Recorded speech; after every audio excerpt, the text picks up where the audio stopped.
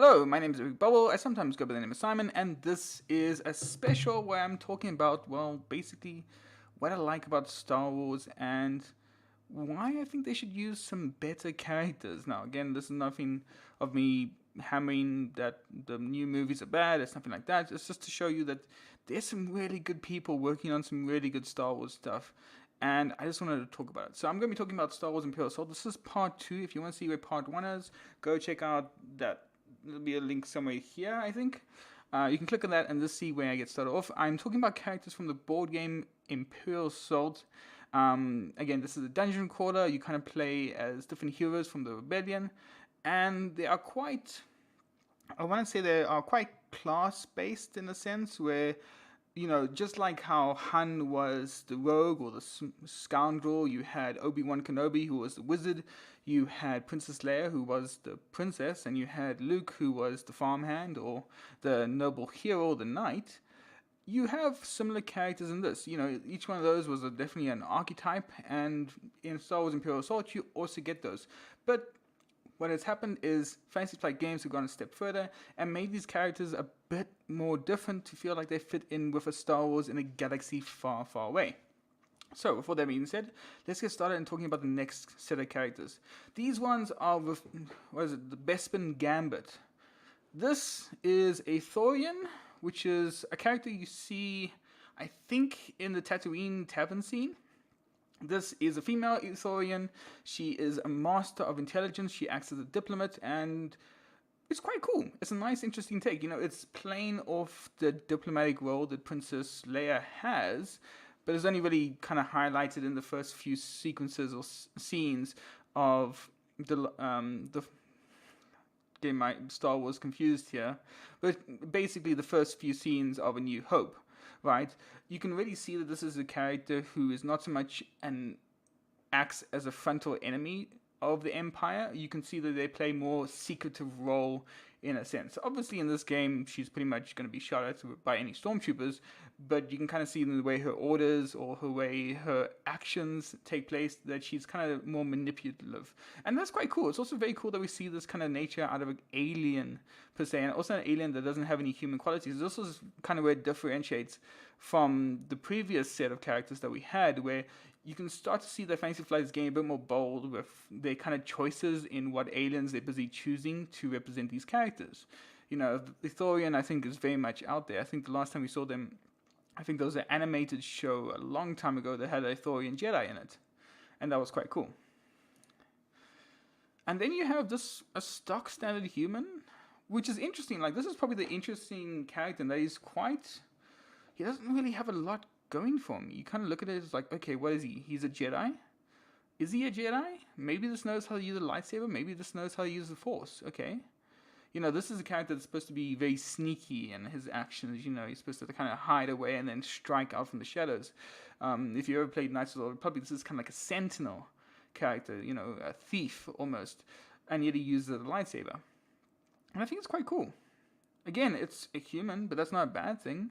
You can kind of get the fact that he's probably quite cunning, he also looks quite young. He probably wasn't alive during the Clone Wars. He looks more like he was maybe an apprentice, or he was probably very young when the Clone Wars happened. And he just so happened to avoid. He probably hit an event somewhere. But you can kind of see that he's a sneaky character, and I like that. I think, if anything, this is probably the most generic hero they actually have released Fantasy Flight Games. And then, of course, we have characters from Jabba's realm. This is Vito Herrera, a Rodian, a reckless vigilante. So you can kind of think, okay, well, he's probably not a bounty hunter, so that means what I like is that obviously a lot of characters are kind of, you have alien archetypes.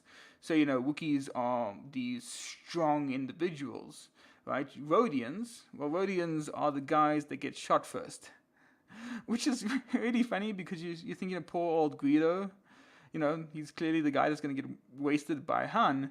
And yet here's a great spin on it where we have this badass gunslinger type dude with 2 pistoliers and he's just blowing fools away. That's great. I love that. It's quite cool. I love the way they're taking an alien trope from Star Wars and changing it. I like the way that we see Twi'leks as slaves, right? But then we have our first character who was a Jedi. and that's cool. I love that they're doing different things with already established alien races. Even humans, you still have different cultures of humans, and I love the way it gets shown in the Mandalorian stuff, especially from Star Wars Rebels with Sabine Wren. I just like how they're saying, okay, this is a group of humans. They are basically humans, but they have such an extreme culture of warfare and domination. And this kind of shows it. I also like the fact that they playing on the tropes that Boba Fett kind of used, but they're just amplifying it to make her seem like a badass, right? With Shyla Varad, she uses a whip, she uses wrist-mounted rockets, she uses a jetpack, and that's all cool. She uses like these little proxy mines, and she uses grenades, and it's not just laser rifles, and that's fantastic that this character does that. And again, this is a human, but it's also showing how different the various human cultures would be. You have the Naboo humans, you also have Coruscant, and you also have places like Ord Mantell or Corellia, Tatooine. You have so many humans, and of course, they're all going to have these very, very different cultures. The same as Earth, but it should be amplified more in Star Wars because of how separated these places are, and it's great to see that like symbolized in this sort of character, a daughter of Mandalore. And then we have a more freakish alien. This is where they start to move away from the humans being humanoid, in a sense. This is Aqualish Onar Kumar, and he's a bodyguard, and you're like, yeah, I can see this working. I can see this character being someone who's probably protecting like a high-ranking rebel member. Like I can see this guy standing on a bridge of a starship, making sure his captain doesn't get killed by a spy or something. Like this is cool, and I love the way he's just seen. Like he's just seen so many battles. The way he has cuts and bruises all over himself. And I can also like imagine with a tree trunk arm. We have the idea of Wookiees being strong, but I'm sure there's other characters in the Star Wars universe that's also strong too. And again, I like this character. That's like he looks like a brute. You can. What's also quite cool is you kind of see facial emotions from this character apart from the eyes, and I think that's really quite cool. That obviously this kind of character would have to communicate a lot more through the eyes than he would his other features. And then we have more Wookiees from Heart of the Empire. I think this is a female, Drokata. I think this is a female. I'm not particularly sure. I'm not fully. Again, what's cool is Fantasy Flight Games doesn't really give character backgrounds.